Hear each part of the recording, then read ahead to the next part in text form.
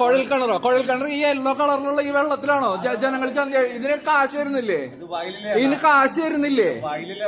വയലിലത്തെ വെള്ളം എന്ന് പറഞ്ഞാൽ ഈ യെല്ലോ കളർ വെള്ളമാണോ കൊടുക്കുന്നത്?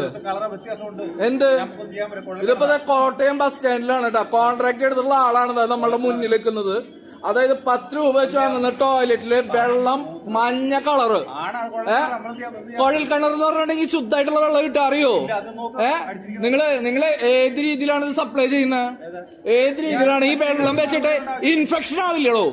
ഇൻഫെക്ഷൻ ആവില്ലേ? മുനിസിപ്പാലിറ്റിക്ക് അറിയാം അല്ലെ? മുനിസിപ്പാലിറ്റിക്ക് അറിയാം. തനിക്ക് യാതൊരു കുഴപ്പമില്ല അല്ലേ?